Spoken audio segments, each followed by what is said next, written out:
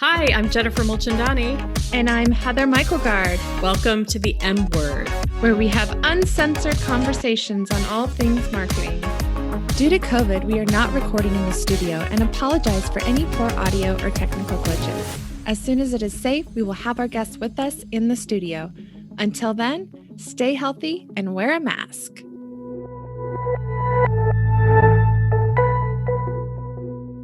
Hello and welcome to the M Word. My name is Jennifer Mulchandani. And I am Heather Michaelgard. And we are coming to you from Arlington Strategy in Arlington, Virginia. Today, we are talking to Marcia Sheehan, a serial entrepreneur who got her start with product-based business in 2013. And since then, each business Marcia has founded has had the same theme of getting entrepreneurial women to self-prioritize so they are fulfilled enough as a person to put their passion-based work into the world. Thank you for joining us today, Marcia. Where are you joining us from? Thank you so much for having me be here. I'm super excited and congratulations on the launch of your podcast. I am coming to you from Burke, Virginia, which is just about 15-20 miles from Arlington. So I'm local, but from my home office. Terrific. Well, thanks again for being here. And sounds like you are an entrepreneur with many hats. So why don't you set the stage for our listeners and tell us about your businesses and how you are involved in marketing? Will do. So I currently run two businesses. I have the Connector Conference, which was annual conferences to help heart-centered, passionate entrepreneurs meet in person and get out from behind the laptop and connect in real life. We launched that in 2018, and our third conference was slated for March 20th, 2020.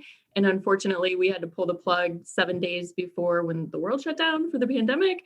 So we actually we postponed it to September, and it was a super successful event. We were able to somehow have the mission of the conference of getting people to connect with each other. Even though it went virtually, we had enough of a runway with other people engaging online, but the energy and the mission of the conference was still able to translate virtually. So we also have monthly Connections Continued meetings that have the same purpose of getting heart-centered business owners to basically connect in a human way about businesses.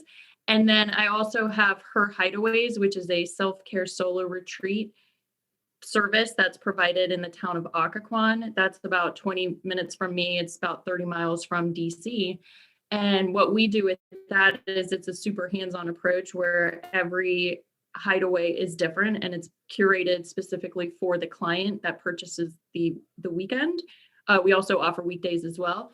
But and as for marketing, I'm wearing the hat for both.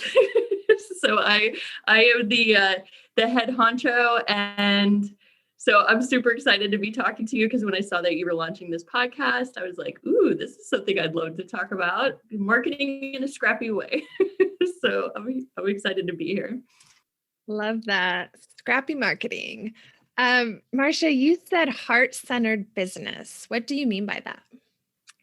I mean, basically like creative entrepreneurs. I draw in a lot of artists, a lot of writers, authors, coaches, basically people who they might have like slipped into entrepreneurialism based off of having like a corporate career and wanting something more. So they decided to just go all in and just start providing a service or a product, but basically like they fell into it. But so what keeps them going is their passion for it. So those are the women that I love serving because I feel like entrepreneurship is the most empowering thing that a woman can do for herself. But I also know that it can be extremely exhausting, trying, and it's the most personal growth you'll ever do. So that's why I provide the Connector Conference and HerHideaways, because I think that women need a supportive group and a way to commune with like-minded women. And also for the hideaways, get away from everything, including the family, so that they can, do their work in a undistracted way. So great. I love that. So this is the M word. So let's get back to marketing. You told us before the show that you love marketing. So tell us what you love about it. I love marketing because it's basically just a way of educating people about the value that you're bringing to the world with your business, with your products or your services. So it's communication in its highest form, and it's connecting people with, if you're doing it right, you're connecting with the right type of people and you're bringing value and expansion into their lives. So that's overall my idea of marketing. And I'm sorry, I missed the second part of that question. Well, so let's dig deeper. Since you do all of the marketing for all of your businesses, what is that one task that you just love? You could do it all day. Writing, definitely. Long form content. I did start out with a blog. That's actually before my product-based business. I was a blogger. And so I just feel like the best way that, and unfortunately we're on an audio podcast, but I do feel like the way that I'm able to make the biggest impact is through the written word.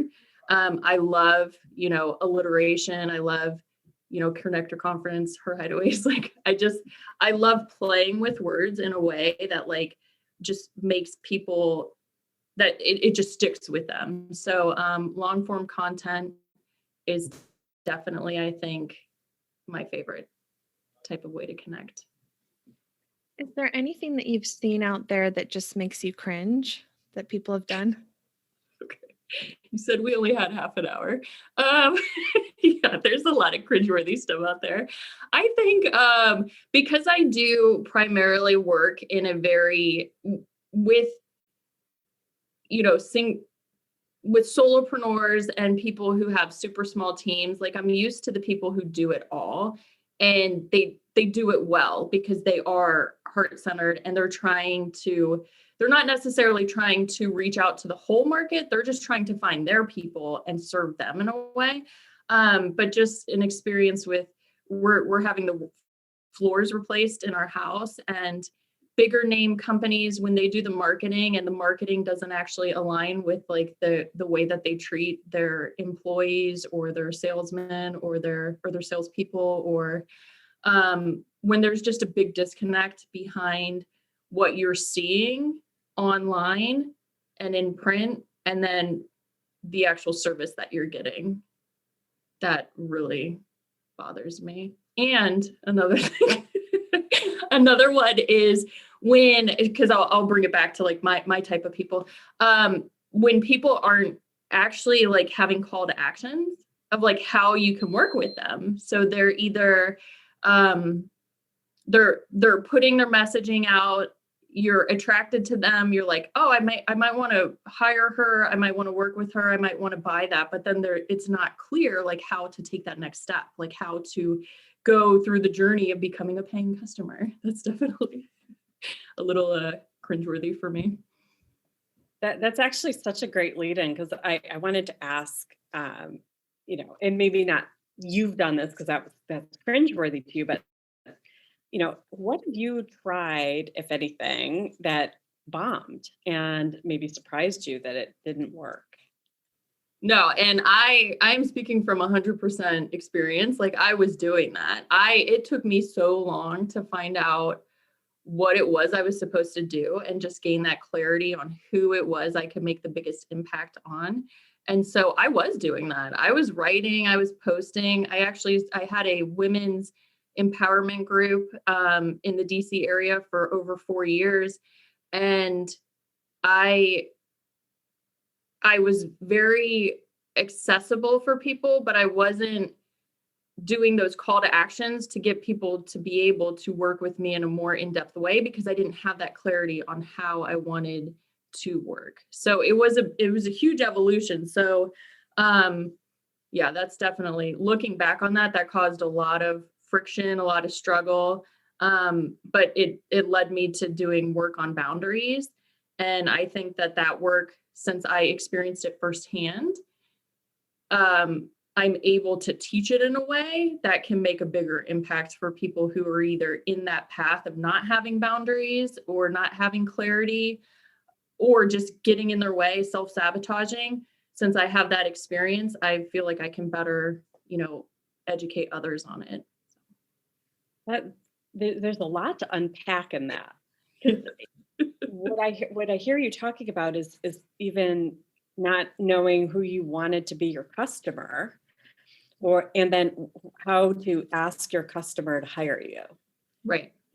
And what were you, how do you value yourself as a professional who wants to be paid for what they're going to provide? So how did you unravel that? Like, and how long did that take?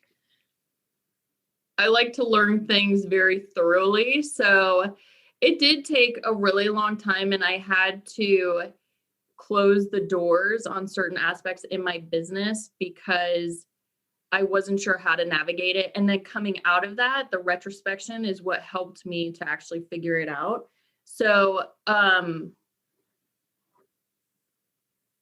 with the society, with the women business owners, I always looked at it as it was peer led. So because I was a business owner and I was providing this opportunity for other business owners, it felt like it was, a sisterhood, but I was running it like a business, but there was also the personal aspect. So it was really just I didn't realize that I did want to help like with consulting small businesses because I felt like I didn't have the knowledge that I needed to, but it became apparent because I was everybody's pick your brain girl, where they were, oh, how would you do this? And you're really good at Instagram, and you like doing this and you like doing that.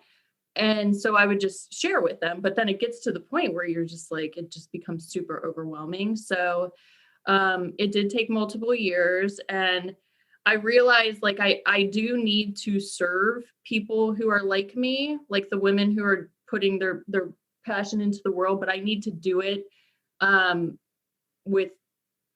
need to do it from more of an executive level than a peer level. So it needs to be like heavy in the systems and the operations. And, even though I am a solopreneur, I have my business partner with HerHideaways, and then I also have my co-host with Honest Convos.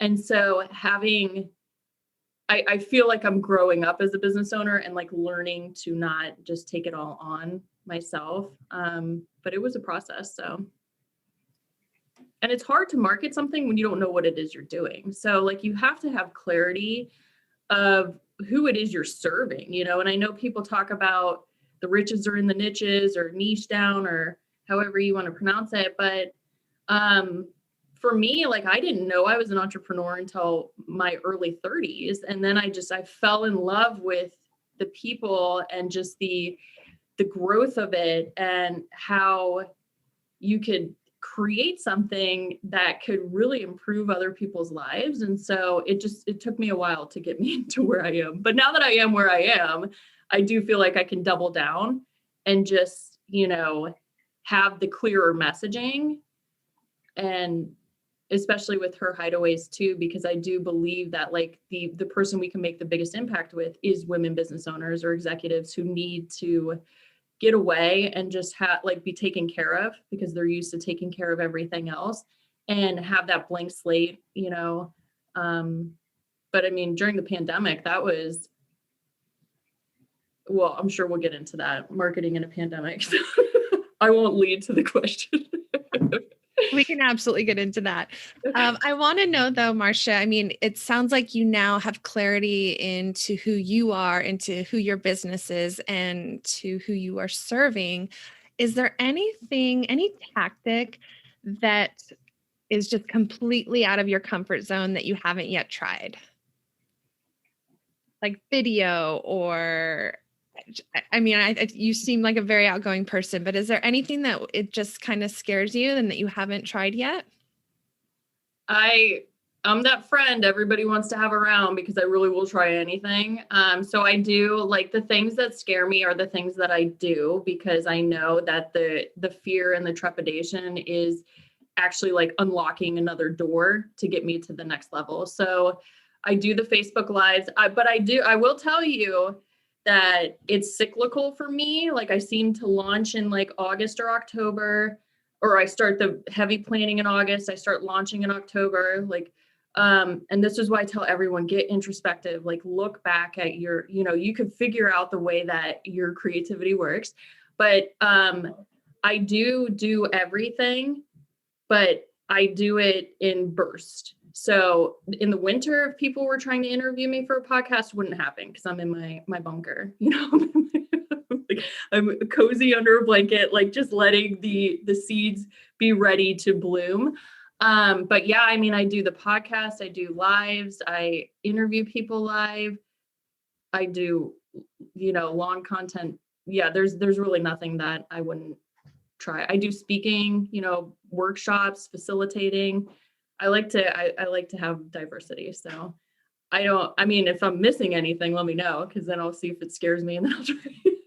So, I mean, we send out postcards too. Like we'll do print, like there's really nothing I don't think that I wouldn't try. So does, spending money on these tactics at all? Is that scary? I'm sorry? Spending money on any of these tactics? Because you said you're willing to try them all. Is the spending money part of it at all intimidating, or is that also easy for you? That is definitely, good question. That is definitely intimidating for me because I am a bootstrapper at the core. So I hold on to my pennies and my nickels like really tightly. And I think that does come from just my personality with growing intently, but growing very slow, so that as I'm building, there's nothing. I'm not opposed to putting money into it. And my business partner for HerHideaways isn't opposed to putting money into it either. But it needed to get to the point where we feel confident with what it is that we're marketing, So, and since we had just launched in August of 2019, there has been a lot of, just getting to know the business, getting to know the service that we're providing and working on those SOPs and just all of the, basically getting to know our infant baby. But yeah, so I've paid for Facebook ads before for the Connector conference. I've dallied a little bit, but that is that's definitely something. But I do foresee it though in the future. Right. So I love that you said a few minutes ago that you're scrappy. And you do all the things. So for our listeners, what guerrilla marketing tactics have you found the most successful when you think about how much time they take for you versus other things that you could be doing for marketing? I think the best type of guerrilla marketing is literally linking up with other people and collaborating, like getting in front of other people's audiences that they have like a similar, and this is for, I'm not sure how that would work with like marketing agencies, but finding people that you can collaborate with so that you're getting in front of their audience. I think that's like a really smart way to do things. Also just doing the things that are trending, Instagram Reels, that's a real thing. Like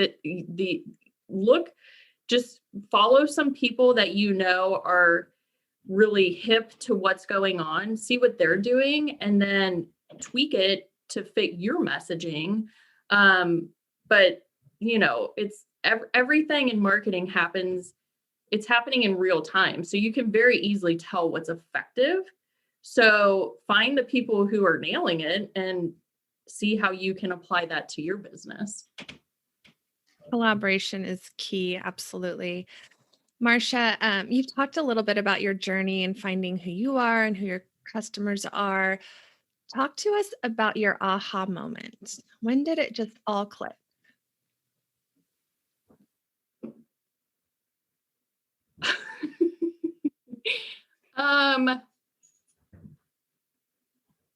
I don't actually know the answer for this. I do have an aha moment for marketing though. And it was something that I heard on I Love Marketing. It's a podcast by Dean Jackson and Joe Polish. And they talked about marketing.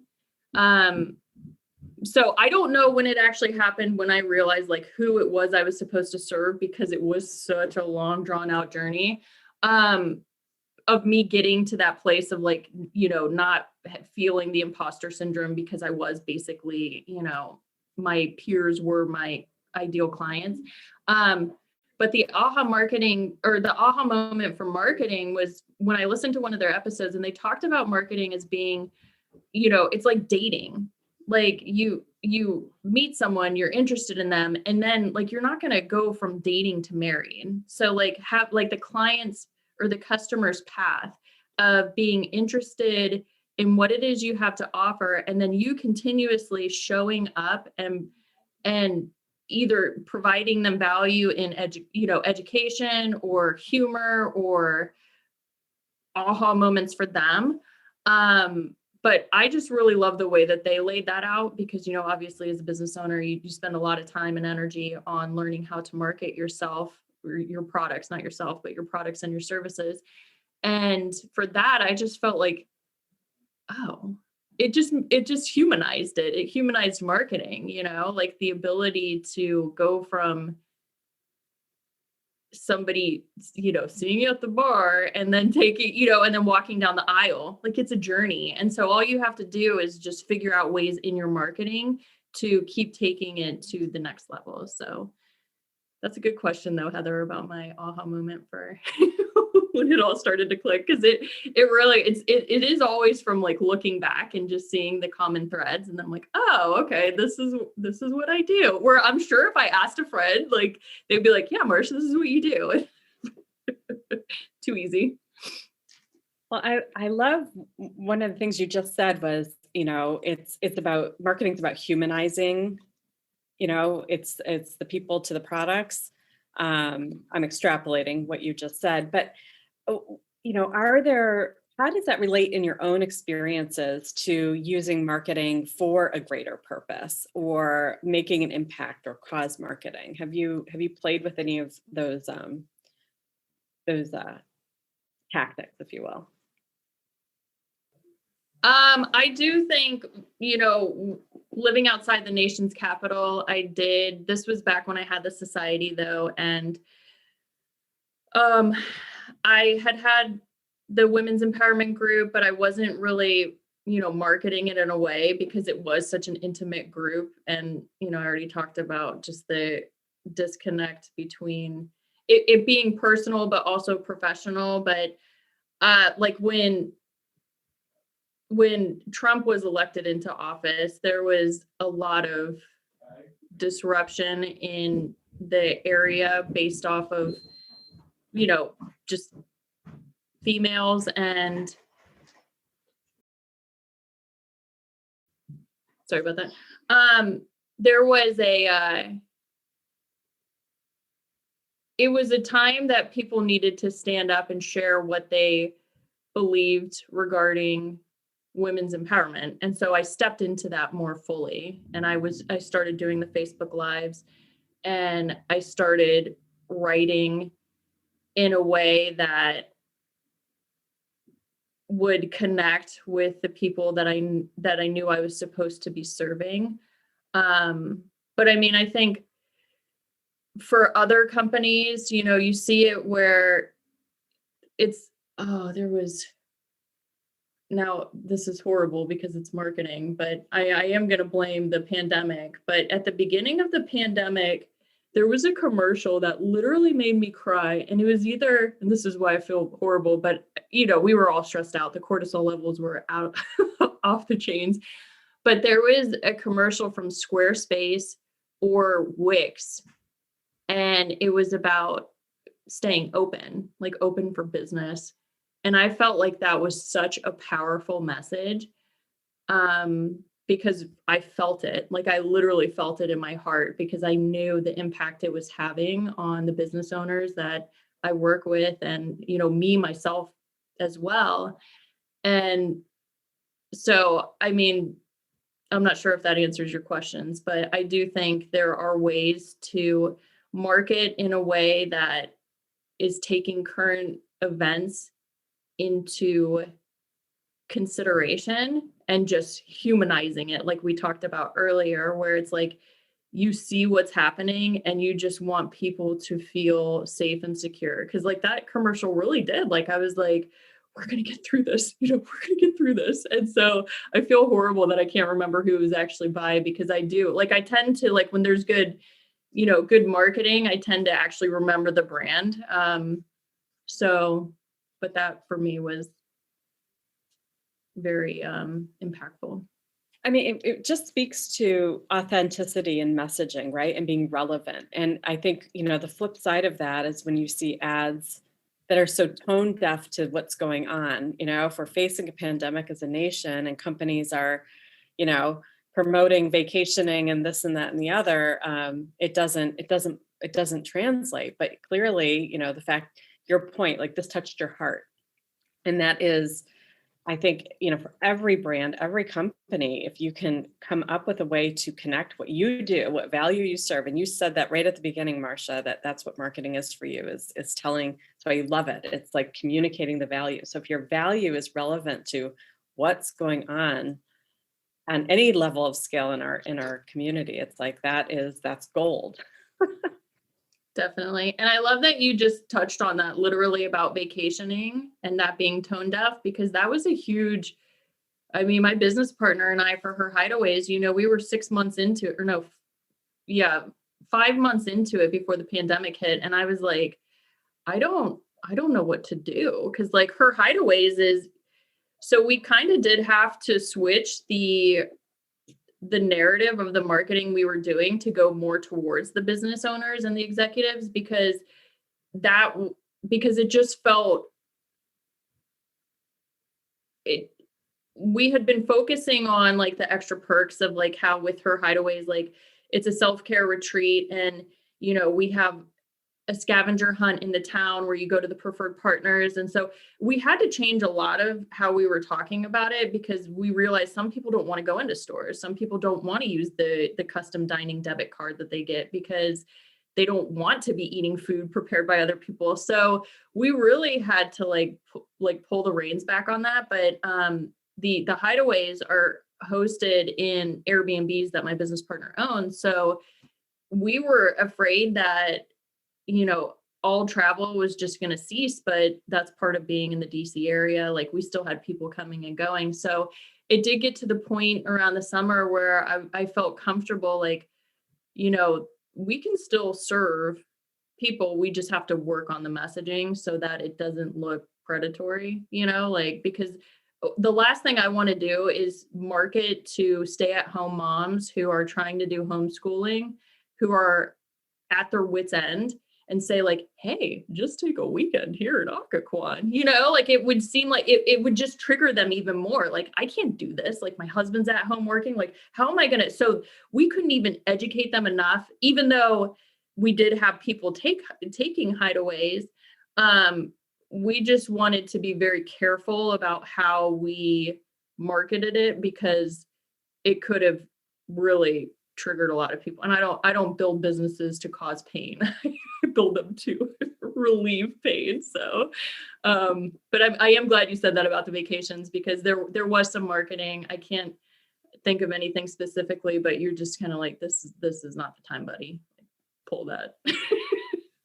Well, and I think that just goes to show how well you do know your clients and your audience, and that, that empathy that you can share with them.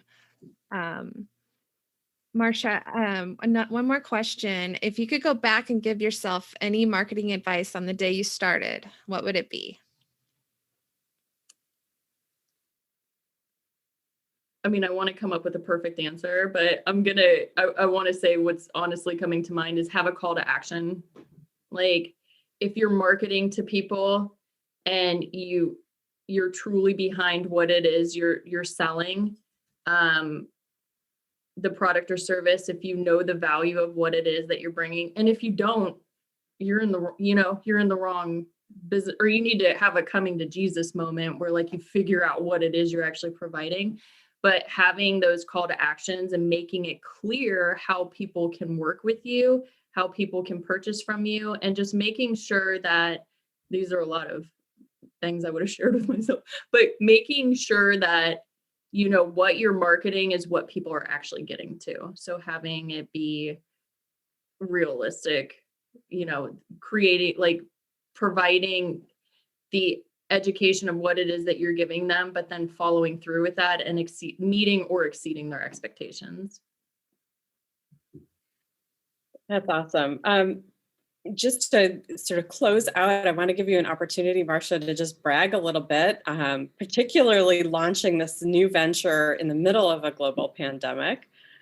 So as you reflect on this business journey, like what are you most proud of in particularly on the marketing side? What have you done that's really made you feel good?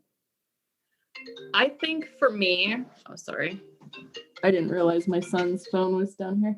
I think for me, the thing I'm most proud about is being consistent, because I was still showing up, even though I wasn't sure, you know, like with the pivot with HerHideaways, with who we were actually trying to appeal towards, still staying consistent, having our biweekly newsletter go out, having our social media posts, you know, still reaching out to leads that we felt, you know, could actually partake in a hideaway. But basically like being able to not really switch it up on a dime, but still like in the middle of the pandemic, be able to have that clarity of how we could market it in a way that wasn't causing distress, where people could actually say, oh, I relate to this, I need this. And I mean, we did, when we started doing that, we did end up getting more people booking for that specific package type. So, but just showing up regardless. And sometimes the newsletters were, hey, the town of Occoquan is hosting bingo. You know, we would focus on the town instead of necessarily our business, because there were times where I was just like, I can't, you know, I don't know what to say. So I then highlighted the women-owned businesses that were in the town of Occoquan, because like we picked that area for a reason, because it, you know, it goes with our mission and everything. So I am proud of that. I didn't just, you know, completely pull the plug and just say, this is too hard, I'm not gonna be, like we kept showing up. So that I'm definitely proud of that. Marcia, HerHideaways sounds amazing. How do our listeners find you? We're at HerHideaways.com. We are also all the social media, Instagram and Facebook is at HerHideaways. And we do offer weekday packages too. Like if you go to the website, you can see the different package types. They are just weekends, but we also do weekdays, which we find that, you know, our business owners and executives prefer the weekdays. So, you know, we're just, the email's always being answered. So if you have any questions, you can reach out to us that way. That's awesome. Well, I want to thank you again for being on our show today. We've been listening to Marcia Sheehan, a serial entrepreneur with multiple businesses, and we have really enjoyed our conversation with you today on all things marketing, Marcia, and wish you continued success with all of your ventures. Thank you so much, ladies. I appreciate it. Congrats on the podcast launch. Thanks, Marcia. Thank you. Bye. Thanks for tuning in.